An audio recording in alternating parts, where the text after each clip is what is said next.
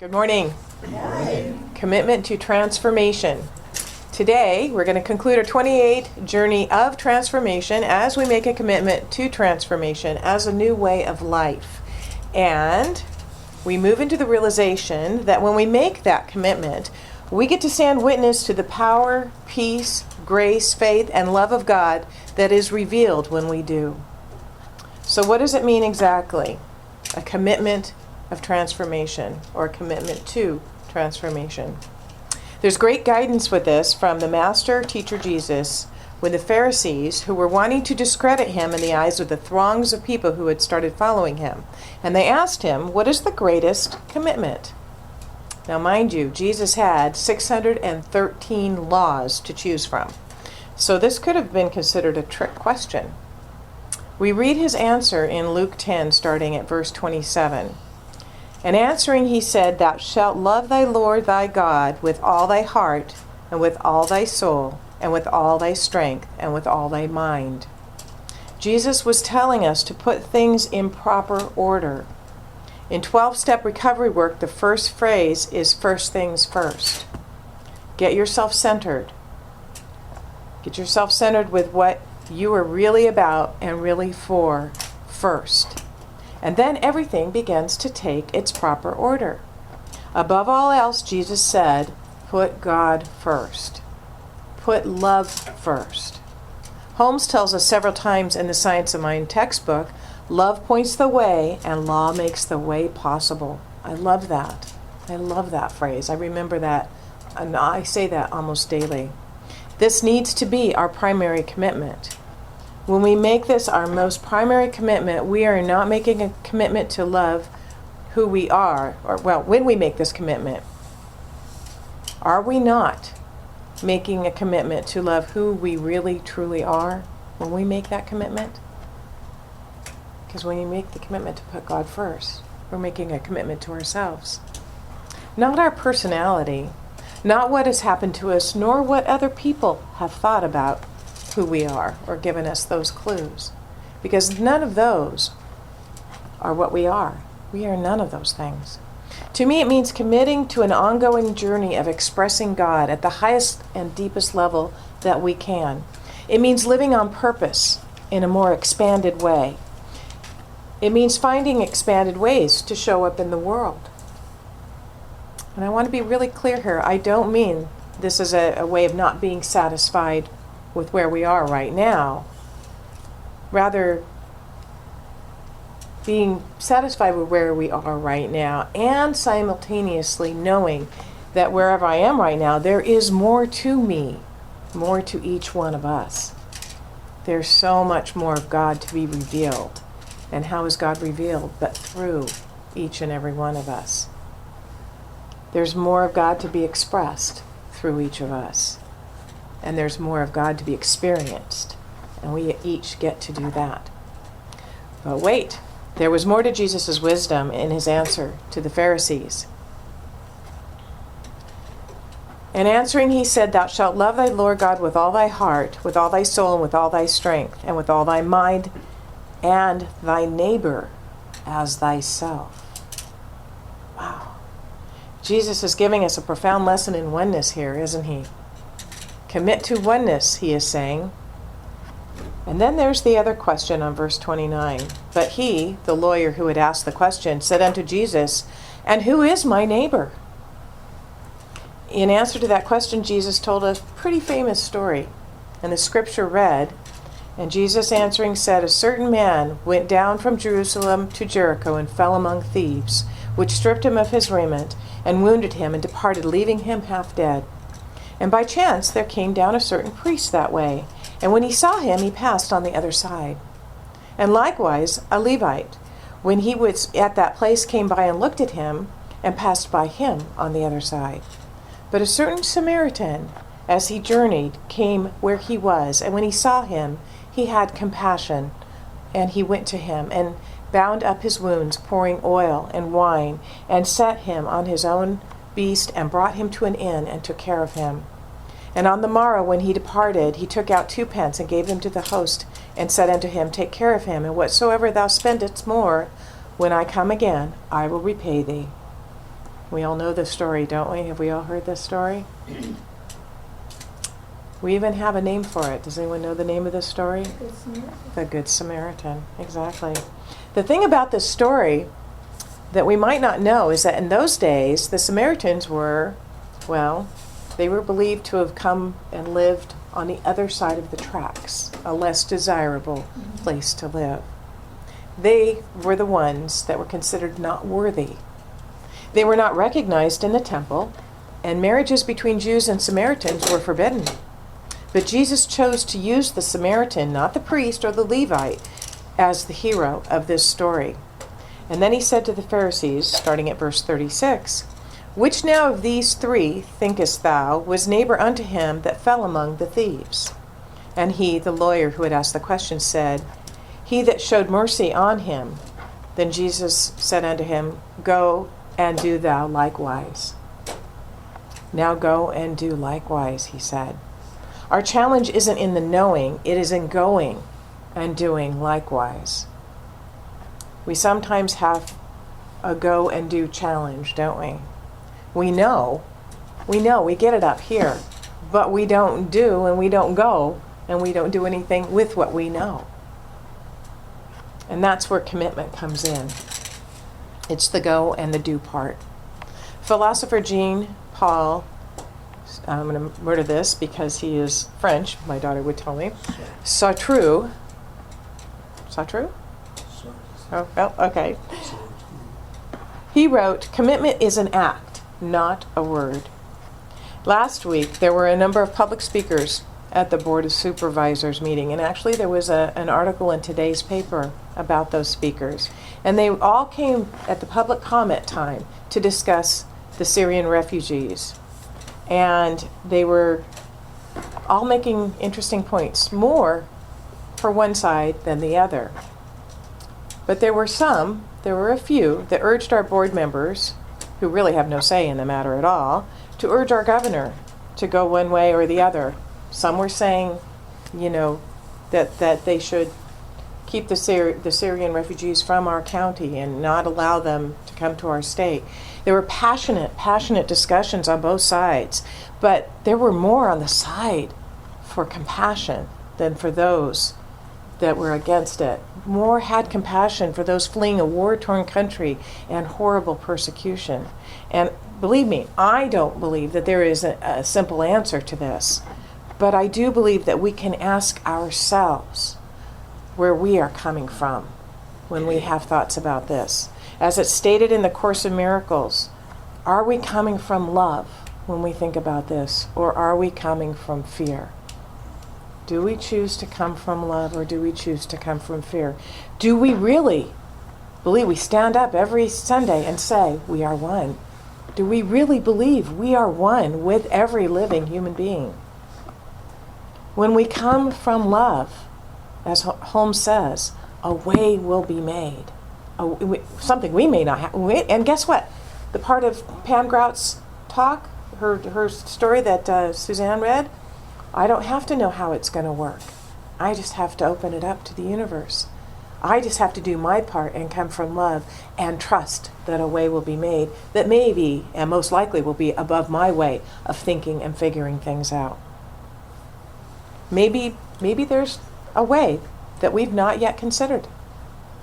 And that's what I want to invite us into as we consider our commitment to this morning. So who's interested in making a commitment to transformation this morning? Okay, good. Because commitment doesn't happen to us. We decide for it. But you all know that already, right? And when we decide for this, there is an unleashing of energy. A releasing of power into our lives that was available before, but which was not released until we became the space, the place in which that power can move and express itself in our lives and in the world. The power of commitment is as available to all of us, just as electricity was available to all of us before we ever discovered how to access it. That wasn't something that was invented or came along later. It's always been there, but we just didn't know how to access it. If we don't make the commitment, this power is held at bay in the wings. waiting but not giving forth. And it means that the next level of expression or experience can't come about. And when that occurs, we do become dissatisfied with the now because we're ready for that next experience, but we haven't made that commitment to it yet. And this is that divine nudge that we talk about so often here. Is it possible that each and every one of us is being called from some deep and holy place within to enter a new passage in a spiritual life? The journey from false self to truth self. Is it possible that at this point in time in the evolution of humanity, we are being called to dismantle old masks and patterns and unfold a deeper, more authentic self to the one God created us to be? I think it is. And what will it take for this to happen is a commitment to becoming a transformed person. Poet Thomas More once said that the major commitment of that said that was the major commitment of humanity, to become a whole new person. At least a whole new person in understanding who we are. And when we make that commitment, when we choose to make that commitment, providence moves too. And I've shared this before, but it's one of my favorites from William H. Murray's book, The Scottish Himalayan Expedition. And he writes, "But when I said that nothing had been done, I erred in one important matter. We had definitely committed ourselves and were halfway out of our ruts. We'd put down our passage money, booked a sailing to Bombay. This may sound too simple, but is great in consequence. Until one is committed, there is hesitancy, the chance to draw back, always ineffectiveness. Concerning all acts of initiative and creation, there is one elementary truth, the ignorance of which kills countless ideas and splendid plans, that the moment one definitely commits oneself, then providence moves too. A whole stream of events issues from the decision, rising in one's favor all manner of unforeseen incidents, meetings, and material assistance, which no man could have dreamt would come his way. I have learned a deep respect for one of Goethe's couplets. Whatever you can do, or dream you can do, begin it. Boldness has genius, power, and magic in it." I want to have that framed, put up on the wall. So we're going to do our practice here this morning. So you all have your handouts. Does everybody have a pen? We all need to have a pen.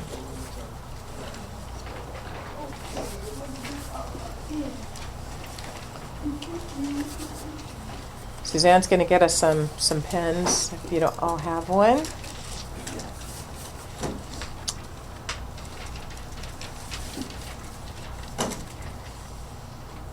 It'll take just a few minutes to review each area.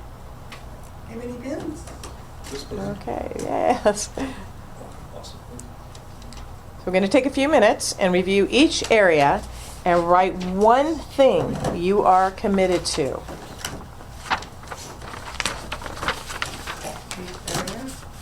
Yes, write one thing that you are committed to.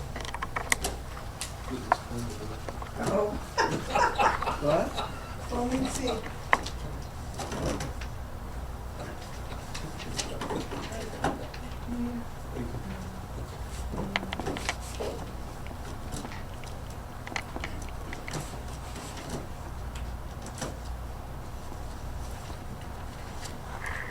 And then we're going to take this handout home and place it somewhere where we can see it regularly and as often as a reminder of your commitment of heart and soul that we're making right here in this beautiful sacred place on this morning.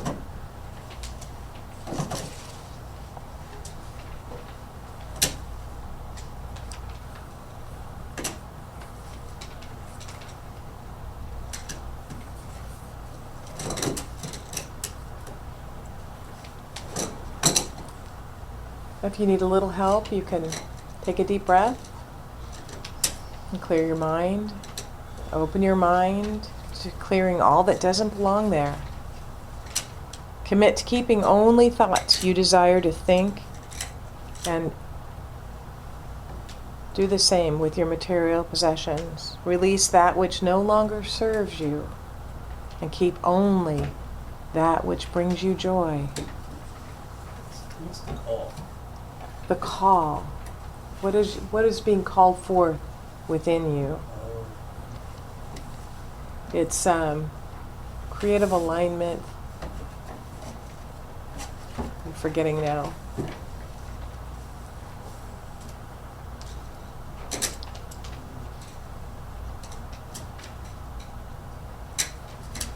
How is Spirit calling you to be aligned with Spirit?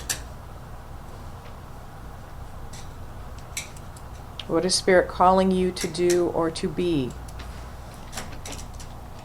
Commit to navigating the gap between then and now, releasing the past by seeing in it seeing it in a different light, and then commit to recognizing that when things don't seem just right, it's Spirit's way of helping you transform through trouble.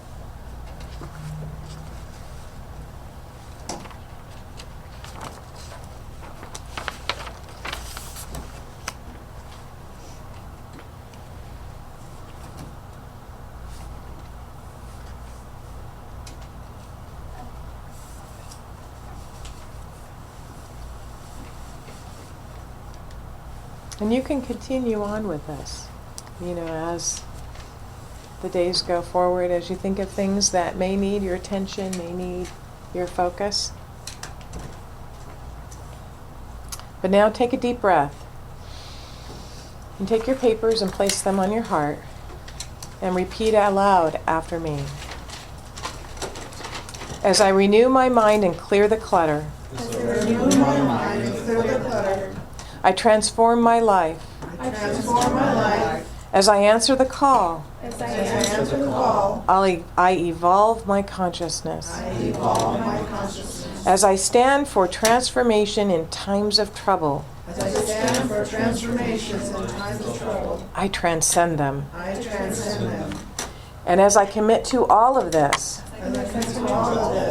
I am a living testament to God's beauty, power, grace, and love. And so it is. And so we let it be.